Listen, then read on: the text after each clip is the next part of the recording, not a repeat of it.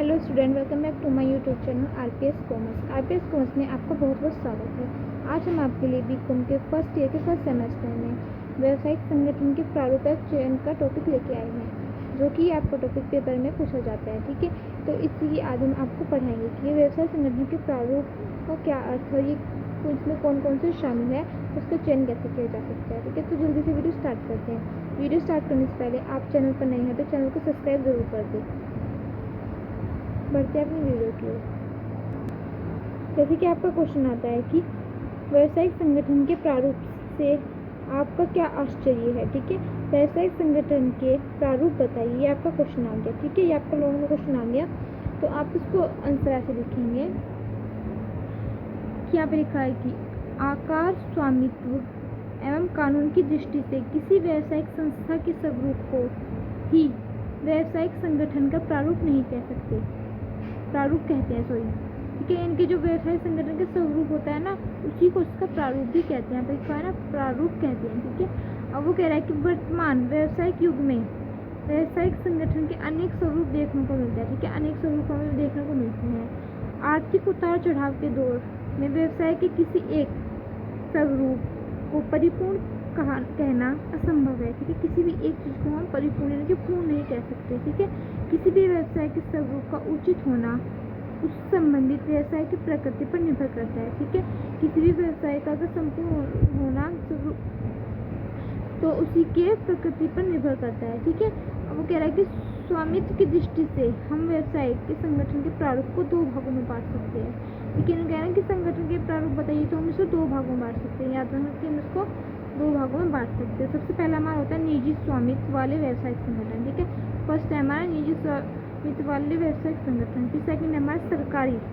ठीक है, एक निजी हो गया, क्या सरकारी स्वामित्व वाले व्यवसायिक संगठन। ठीक है, अब जो इसमें दो होते हैं उसमें हम एक चार्ट के थ्रू समझेंगे। ठीक है, तो चार्ट का आपको बना के दिखाती हूँ। ऐसे हमारा देखा है व्यवसायिक संगठन के प्रारूप। ठीक है, ये हमारा प्रारूप, हमने हेडिंग डाल ली प्रारूप। फिर हम इसको ऐसे दो लाइन करेंगे। इसमें फर्स्ट तो हमारा हो गया निजी क्षेत्र वाले व्यवसायिक संगठन। ठीक है, एक कॉलम हमारा हो गया निजी क्षेत्र वाले व्यवसायिक संगठन का। ठीक है, फिर जो हमारा सेकंड है वो है सरकारी क्षेत्र वाले संगठन। ठीक है, होगा सेकंड। फिर इसी में निजी वाले में ये दो और जगह डिवाइड हो जाते हैं। ठीक है, फर्स्ट होता है हमारा अनिगमित क्षेत्र, फिर होता है निर्गमित क्षेत्र। ठीक है, अब जो अग्निगमित क्षेत्र है उसमें ये आते हैं, इनकी इसमें आता है एकाकी व्यापार, साझेदारी, संयुक्त हिंदू परिवार व्यवसाय और संयुक्त उपकरण। ठीक है, तो हमारा आ जाएगा इसमें अनिर्गमित क्षेत्र में। फिर हमारा आता है निर्गमित क्षेत्र। निर्गमित क्षेत्र में हमारा आता है प्राइवेट लिमिटेड कंपनी। ठीक है, एक आता हमारा पब्लिक लिमिटेड कंपनी, एक आता हमारा सहकारी समिति। ठीक है, और जो सरकारी क्षेत्र वाले उसमें हमारा आता है विभागीकरण उपकरण, सार्वजनिक निगम, सरकारी कंपनी। ठीक है, ये आपको चार्ट आपको एक बार याद कर लेना है। ठीक है, और ये चार्ट आपको अगर क्वेश्चन आता है तो आप चार्ट भी अवश्य बना जाएंगे। ठीक है, चार्ट के भी आपको अच्छे से नंबर मिल जाएंगे। अब हम इनको जो यहाँ पे दिए हुए हैं इनको थोड़ा डीपली पढ़ लेते हैं। जैसे कि यहाँ पे दिया हुआ है कि निजी क्षेत्र वाले व्यवसायिक संगठन, इसका मतलब है कि जिन व्यवसायिक संगठन के स्वरूप का स्वामित्व निजी हाथों में होता है उन्हें निजी क्षेत्र वाले व्यवसायिक संगठन कहते हैं। इस तरह के संगठनों को भी दो भागों में बांटा जा सकता है। ठीक है, उन्होंने जैसे चार्ट में दिखाया था ना, दो भागों में बांट दिया, एक अग्निगमित में और एक निर्गमित में। पहले बोल लेते हैं अनिर्गमित क्षेत्र यानी कि गैर निर्गमित क्षेत्र इसको हम कहते हैं। ठीक है, इसमें हमारे सबसे पहले टॉपिक में एकाकी व्यापार, तो पहले पढ़ लेते हैं एकाकी व्यापार क्या है। यह व्यवसाय का सबसे प्राचीन स्वरूप है। जो एकाकी व्यापार व्यवसाय का सबसे प्राचीन स्वरूप है। हम एकाकी स्वरूप का स्वामित्व केवल एक ही व्यक्ति का होता है। ठीक है, इसमें जो होता है वो एक ही व्यक्ति होता है। इसकी स्थापना, व्यवसाय की समस्त क्रियाएं, आवश्यक पूंजी तथा ठीक है लाभ हानि उत्तरदायित्व एक ही व्यक्ति का होता है। लेकिन पूंजी की कम उपलब्धता व अत्यधिक जोखिम के कारण इस स्वरूप का पतन होता जा रहा है। यानी कि इसमें जो होता है वो एक ही इंसान होता है। ठीक है, एक ही वो व्यवसाय की स्थापना करता है, व्यवसाय की समस्त क्रियाएं करता है। लेकिन इसमें पूंजी कम होने की वजह से, क्योंकि एक व्यक्ति के पास कम पूंजी होगी, पूंजी कम होने से और अत्यधिक जोखिम होने से, क्योंकि जोखिम की मात्रा अधिक होने के कारण इस जो ये वाला स्वरूप है इसका पतन यानी कि बहुत कम होता जा रहा है। ठीक है, फिर हमारा आता है साझेदारी, पार्टनरशिप। तो एकाकी व्यवसाय की शक्तियाँ साधनों की सीमितता के कारण व्यवसायिक संगठन के साझेदारी स्वरूप का उदय हुआ। ठीक है, संगठन के कारण संगठन के कारण साझेदारी स्वरूप का उदय हुआ। इस प्रकार के स्वरूप में कुछ व्यक्ति किसी व्यवसाय की स्थापना करते हैं, ठीक है। तो सबको पता है पार्टनरशिप में कुछ व्यक्ति होते हैं, ठीक है, संरचना करने के लिए, तो लाभ हानि आपस में बांटने के लिए अपने व्यक्तिगत साधनों का समूहीकरण करते हैं। जो पार्टनरशिप होती है इसमें समूह बनाकर संगठन का उदय करते हैं। उसको व्यवसाय को कई व्यक्ति मिलकर, दो से अधिक व्यक्ति मिलकर उसका संचालन करते हैं, ठीक है। फिर आता है हमारा संयुक्त हिंदू परिवार व्यवसाय।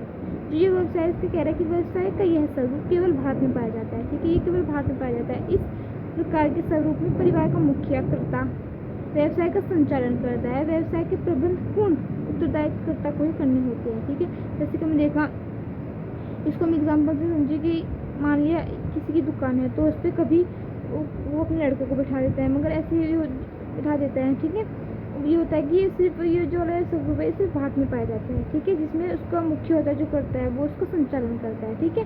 फिर हमारा आ जाता है यहाँ पे सेकंड टॉपिक, निर्गमित अथवा निर्गमय क्षेत्र।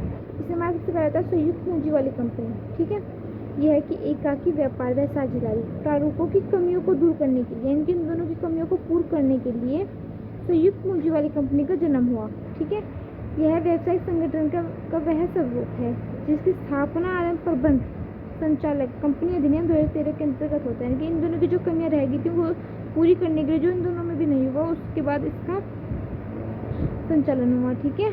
यह लाभ के लिए बनाई गई एक ऐच्छिक संस्था है। कुछ व्यक्ति मिलकर विधान के अंतर्गत इसका निर्माण करते हैं। इसका प्रबंध संचालन सार्वभौमिकता द्वारा किया जाता है, ठीक है।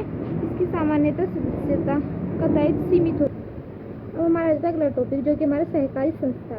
इसमें कह रहा है कि इसमें कुछ व्यक्ति पारंपरिक सहयोग एवं सद्भावना के आधार पर ऐच्छिक स्वेच्छा में संगठित होकर अपने साधनों को एकत्रित करते हैं। इस प्रकार कुछ व्यक्ति मिलकर अपना एक ऐसा संगठन स्थापित कर लेते हैं जिसके पास इन्हीं व्यक्तियों की व्यक्तिगत साधनों का समूहीकरण होता है। ऐसी संस्थाएं एक सब के लिए और सब एक के लिए सिद्धांत पर कार्य करती हैं, ठीक है। ये आपकी होगी वाली। अब बढ़ते हैं, आप किसमें कुछ और भी देख लेते हैं। फिर एक टॉपिक आपका यहाँ पर आता है सहकारी क्षेत्र वाले संगठन। इसमें कह रहा है कि सरकारी स्वामित्व वाली संस्थाएं व्यावसायिक स्वामित्व का वह प्रारूप है जो किसी न किसी के किसी रूप में भारत द्वारा नियंत्रित एवं संचालित होती है। सरकार या तो इनकी एकमात्र स्वामी होती है अथवा इसके अधिकतम अंश सरकार के पास ही होते हैं, ठीक है।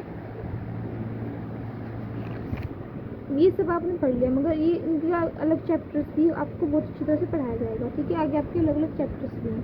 आई होप आपको वीडियो अच्छी लगी तो वीडियो को लाइक और चैनल को सब्सक्राइब जरूर करें।